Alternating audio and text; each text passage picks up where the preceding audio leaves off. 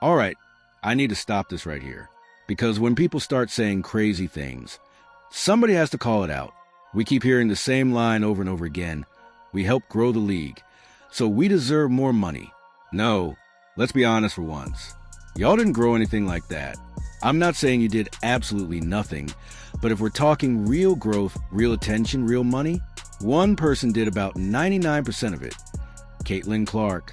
And that's what makes this whole situation insane. The level of delusion coming out of the WNBA veterans has officially hit a breaking point. 4 months now, we've been listening to players say they built the league, laid the foundation, and now deserve a massive payday. But then Chelsea Gray, one of the biggest voices in the league, goes on TV and says, "We've helped grow the league, so we need to be treated and compensated like that." On the surface, that sounds like a normal player empowerment quote. But once you actually look at the numbers, that statement completely falls apart. Chelsea Gray has been in the WNBA since 2014. That's 11 years. And in those 11 years, do you know how many times the league turned profit? 0. Not once. For over a decade, the league was losing anywhere from $10 to $50 million every single year. So when they say we grew the league, what exactly did they grow? They grew losses. They grew debt. They grew a culture of entitlement. Now here's the real question nobody wants to answer. Why weren't they demanding 50% revenue sharing in 2021 or 2022? Simple answer. Because 50% of zero is still zero. 50% of a loss is just a bill. They didn't want revenue sharing when there was no revenue. But the second Caitlin Clark shows up, ratings jump 400%, arenas sell out, merch goes crazy. Now suddenly everybody wants their cut. It's the classic group project situation. One person does all the work, and at the very end, everyone shows up asking for an A+. And if you still think this is a coincidence, let's talk about Unrivaled. This offseason, top WNBA stars like Breanna Stewart, Nafisa Collier, and Chelsea Gray launched their own league. Best players in the world. High-level basketball. Huge marketing push.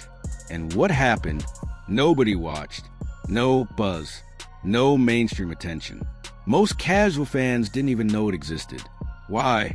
Because Caitlin Clark wasn't there. That was a real-life experiment. Take the so-called stars, remove Caitlin, and see what happens.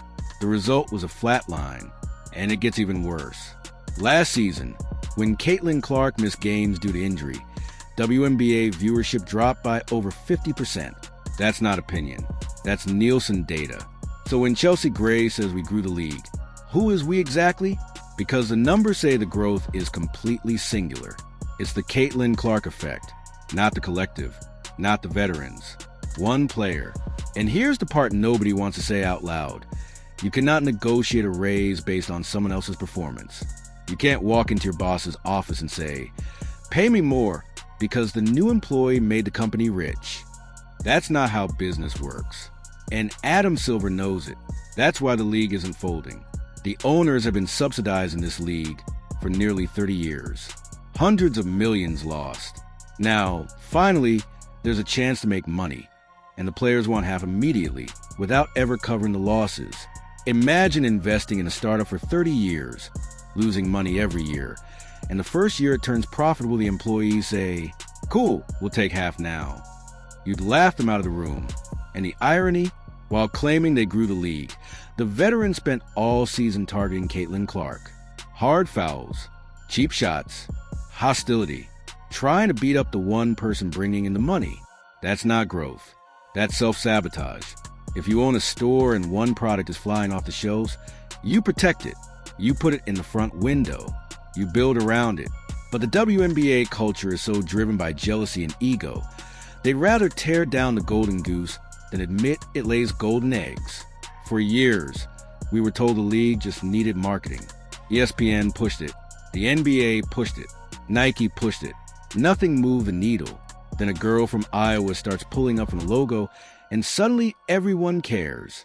Marketing only works if the product is compelling. Chelsea Gray is an amazing player. Truly, point guard for a reason. But she's not a marketing phenomenon. She doesn't sell shoes to kids. She doesn't get casual fans tuning in on a Tuesday night. Caitlyn does. And instead of embracing that, the union chose drama, theatrics, Valentine's Day stunts, inflatable rats, and social media activism. They act like they're in a political war instead of a business negotiation. You can't build a league on resentment. You build it on reality. And the reality is simple. This is Caitlyn's league now. If they don't get a deal done, if there's a lockout, all they're doing is robbing fans of watching Caitlyn Clark. The sport loses. The league loses. And Caitlyn loses a year of her prime, all because veterans feel entitled to a boom they didn't create. So where does this leave us? The players say, "We did it." The numbers say, "No, you didn't."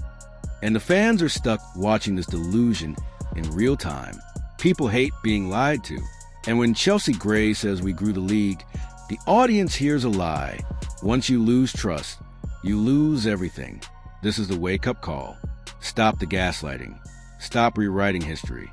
Admit that you got lucky. Admit a unicorn fell into your lap.